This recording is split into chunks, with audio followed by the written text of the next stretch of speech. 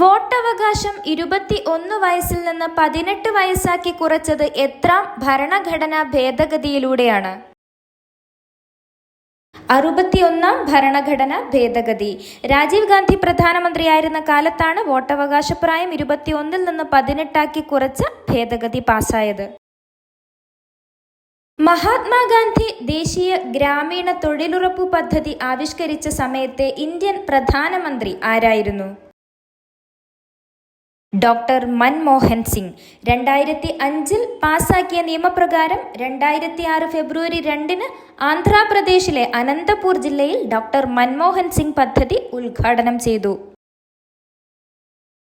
ദേശ് നായക് എന്ന് സുഭാഷ് ചന്ദ്രബോസിനെ വിശേഷിപ്പിച്ചത് ആര്? രവീന്ദ്രനാഥ ടാഗോർ.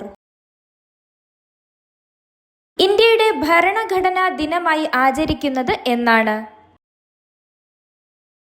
നവംബർ 26 സംവിധാൻ ദിവസ് അല്ലെങ്കിൽ ഭരണഘടനാ ദിനമായി ആചരിക്കുന്നു. അണക്കെട്ടുകളെ ആധുനിക ഭാരതത്തിലെ ക്ഷേത്രങ്ങൾ എന്ന് വിശേഷിപ്പിച്ചത് ആരാണ്? ജവഹർലാൽ നെഹ്റു. 1954-ൽ സത്ലജ് നദിയിലെ ഭക്രാനങ്കൽ അണക്കെട്ട് ഉദ്ഘാടനം ചെയ്യുമ്പോഴാണ് Nehru temples of modern India എന്ന അണക്കെട്ടുകളെ വിളിച്ചത്. മഹത്തായ ഒരു രാജ്യത്തിന്റെ പ്രാജ്വലമായ ഭൗതിക ആത്മീയ പാരമ്പര്യത്തെക്കുറിച്ച് ഈ ഗ്രന്ഥം അറിവ് നൽകുന്നു. ഏത് ഗ്രന്ഥത്തെക്കുറിച്ചാണ് ആൽബർട്ട് ഐൻസ്റ്റീൻ ഇപ്രകാരം പറഞ്ഞത്?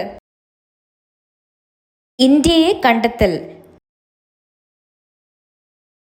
എല്ലാവരുടെയും പൊതുവായ വികസനം എന്ന സർവോദയം എന്ന ആശയം ഗാന്ധിജിക്ക് ലഭിച്ചത് ഏത് പുസ്തകം വായിച്ചതിലൂടെയാണ്? ജോൺ റസ്കിന്റെ അൺടു ദിസ് ലാസ്റ്റ്. ഈ പുസ്തകം 1904-ൽ ദക്ഷിണാഫ്രിക്കയിൽ വെച്ച് വായിച്ചതാണ് ഗാന്ധിജിയിൽ വലിയ സ്വാധീനം ചെലുത്തിയത്.